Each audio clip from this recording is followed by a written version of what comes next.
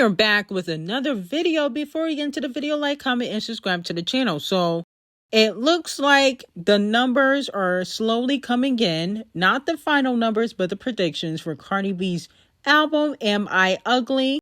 And she has been predicted to do 205 first week, selling 90,000 in per sales. A lot of Cardi B fans are not happy about this. They think it's suspicious. A Cardi B fan said, "Where are the sales from the meet and greet yesterday and Tuesday? Did they filter my B words-ish?" Okay, so now fans are accusing Cardi B of being sabotaged by Billboard, saying that they're filtering out her sales.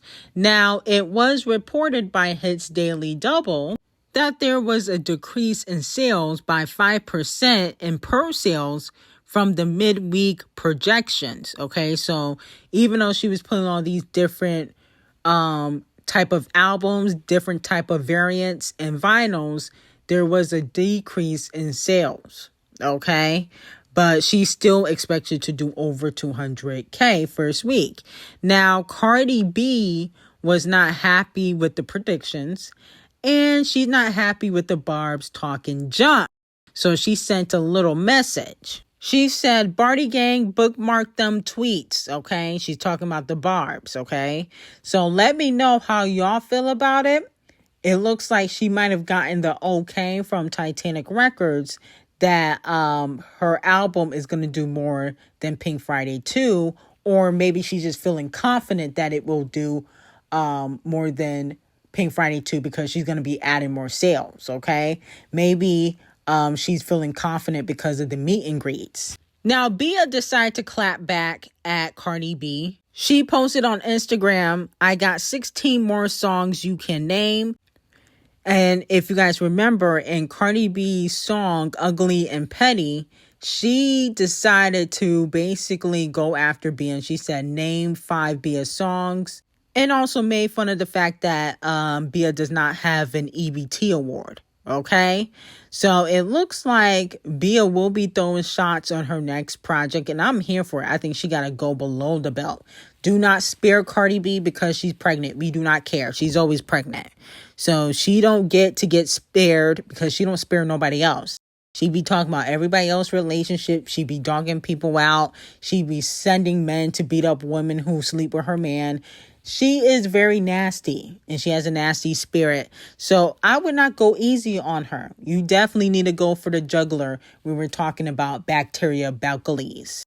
Now, moving on to Doja Cat, it has been reported that V by Doja Cat breaks the record for the fastest album to hit #1 on US iTunes this year with just 28 minutes. Okay, so let me know how y'all feel about that, and do you guys enjoy the album? Now, it also has been reported that V by Doja Cat has received 1.7 streams in its partial day. Not the full day, but its partial day. New tracks alone reach 600,000 streams, double the number of Scarlet on PÄY0LA. So congratulations to Doja Cat on that. Now, moving on from that, Doja Cat's Gorgeous debuts at number 47 on the global PÄY0LA chart with 2 million streams. And then Doja Cat lands 6 songs from V on the US PÄY0LA chart. Number 16 with Gorgeous with 798,000. Jealous Type did 545,000. Cards did 437,000. Men did 390,000. Take Me Dancing did 335,000. And Couples Therapy did 323,000. That's it. I mean, come on. Y'all didn't even support Doja Cat a little bit. That's it? She had 15 songs and only 6 on the US PÄY0LA chart. Oh my goodness. Please tell me Doja Cat not finna flop this era. Oh my goodness, this is embarrassing. This is supposed to be her comeback era and y'all couldn't even support. Wow. This is not a good look. This is pop rap Doja Cat. This ain't Scarlet era Doja Cat. Why didn't y'all support the album? Okay? Now, hopefully this increases and don't decrease, but I don't know what happened to Doja Cat's PÄY0LA, but she might want to call up Dr. Puke and RCA the colorist to get that PÄY0LA back, because this is just embarrassing. She used to be the queen of PÄY0LA. Now she looking like the peasant of PÄY0LA. This is not a good look at all. Now, moving on from that, it looks like Nicki Minaj is coming. So it basically has been reported that Nicki Minaj has registered a song called Patience. And a lot of people are saying that allegedly she is dropping a new single pretty soon. Now, a lot of fans are very much not happy about this. They are saying that Nicki Minaj is obsessed with Cardi B. She's watching Cardi B, and that's why she's dropping. She's seeing that Cardi B is doing 200,000 first week, and she's trying to come and surpass Cardi B. That's what they're saying on social media. Let me know how y'all feel about it. Here's my thing. I don't feel like Nicki Minaj really is watching Cardi B, because if she was really, really trying to sabotage Cardi, she could have dropped the same day. Literally. Okay, because it's not like Cardi B's streams and sales have been really that great. She's relying on fraudulent variants of her album, but the streams have been low. None of the songs that she put out is even going to be top 15 on the Billboard Hot 100 next week. Not one song, okay? She put Money and WAP and Up and Bongos and all these different songs on, one of her variants for her album, and it still doesn't seem like it's good enough. I really don't think Nicki needs to be watching Cardi B. Cardi B is really not a threat. I really think when it comes to Nicki Minaj, she is playing chess. I think that she may not even drop in March. I think she gonna try to change the date. Okay? She is trying to let all the dummies and duds and ops try to show their hands, show their cards, and then she gonna switch up and change the date. Okay? Because I just still don't believe that she really dropping an album in March, and that's just my opinion. Okay? But let me know how y'all feel about it, and how much you guys think Nicki Minaj is gonna do first week. Okay? I think she probably gonna do equal to what she did for Pink Friday 2. Only reason why I think she's not gonna do like 300 to 500,000 first week is because I definitely think they're gonna filter her album sales like they did for Pink Friday 2. Okay, I definitely don't think that they gonna have her do 400,000. Okay, but what Nicki should really do is get the big heavy hitters. Okay, we need like a gaggery collaboration. Champagne Thickums, Wayne, Thugger, we don't need. We never need them. We need like a Sabrina, a Big Billy collaboration. The sample on Pink Friday 2 don't count. A Sharp Sass Racist. We need that type of gaggery. Now, it has been reported that neither Adele nor the Queen Taylor are doing the halftime show this year, according to Hits Daily Double. Thank goodness. Okay, now I wouldn't have been mad if the Queen Taylor did it, because I think she would do a decent job. I don't think a great job, but a decent job. But definitely Born as Adele would never be a good headliner. So her turning it down was very smart. Okay, she spared us all because she knew she wasn't going to give. Now, there's still some speculation that Camel Face wants to do it himself. There's been some speculation that he wants to headline the Super Bowl and bring out his wife, Queen B. Okay? Now, to me, I don't think that would be fair. I feel like if you get to choose who performs, you can't choose yourself. You're disqualified automatically. I don't think that's fair. I don't care what nobody says. Plus, Camel Face ain't hot right now. What is he gonna perform? 99 Problems, but a bitch ain't one? No. We don't want to hear that. Okay? What you gonna perform? Niggas in Paris? That's too vulgar.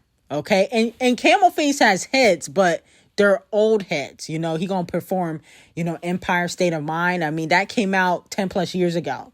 We don't give a fuck about what you and Alicia gotta say. Okay. So with that being said, I just feel like even though he has a legendary catalog, he don't got no hits right now that he can perform. Like Kendrick Lamar, he performed all new music. When he performed at the halftime show. Usher, not so much. He performed a lot of older music, but Usher ain't hot as he used to be. Okay. Now I think Camel Face could perform his older music, but I just feel like, do people really care to see Camel Face perform? Like Usher can dance, he can sing, he can play instruments. Camel Face is just gonna walk around, bopping his head, having Queen Bee do all the work. That's what it's gonna give. So thank you for sparing us, Camel Toe. We do not want you to perform at the halftime show. You better not pick yourself. You should get disqualified for that. Now, moving on to Ice Spice and Scratch Off. Ice Spice and Scratch Off are not in a good place, and they just collaborated.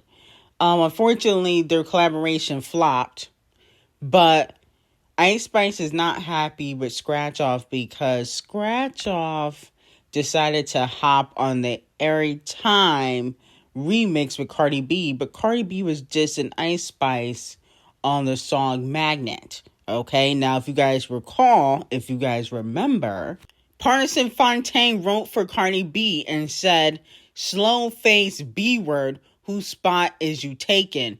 My spot forever, ho. I'm like a Dalmatian." Now, I think it was BB Belt where Ice Spice said she was taking somebody's place and B-words were changing their fate. Y'all can go look that up. So with that being said, Ice Spice does feel a way that, after she basically dissed, JT, Bia, Ice Spice, Nicki Minaj, she is now, working with the person that kind of dissed her. Okay. Now, I think if Scratch Off can choose anybody to work with, she's always going to choose Cardi over Ice Spice. I think she only worked with Ice Spice for shock value. Okay, because she thought like everybody was going to gag and everybody was going to support the record and it was going to be a hit. But in all actuality, nobody gives a fuck about the beef, okay? Because to be quite honest, Scratch Off and Ice Spice, when we're talking about female rappers, they are irrelevant. Now, moving on to the Queen of Christmas, she was singing SZA's praises and I think it was an Apple Music event where she was talking about her album. Now, she said that basically SZA, she respects her in the industry and her artistry. She said, "I really love her style and the fact that she can do different types of records. I sit there and be like, who is this? And every time it's SZA. We are listening to music underneath the stars. I thought maybe there is some way to turn this on its side and make a different thing," okay? And allegedly, they've been in the studio together, okay, creating. And with that being said, I think that for SZA, even though she's super talented, I don't think she should be on a record with Queen Mariah. Now, Mariah don't got the vocals that she used to, but I don't think that they would sound good on a record. Okay, that's just my opinion on that. I think that Mariah is way past her prime, still a legend, still an icon in the game, but I think she should hang up the secular music thing. It's just not working for her, okay, because she don't sound the same. I'm listening to a lot of her songs, and I'm like, she don't sound like how she used to sound, and I know people grow, and people's voices change, but I feel like it's dramatically different from, what Mariah used to be to what she is now.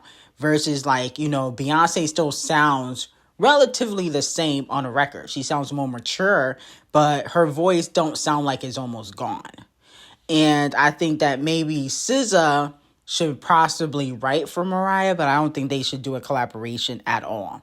I think that's going to be a hot mess.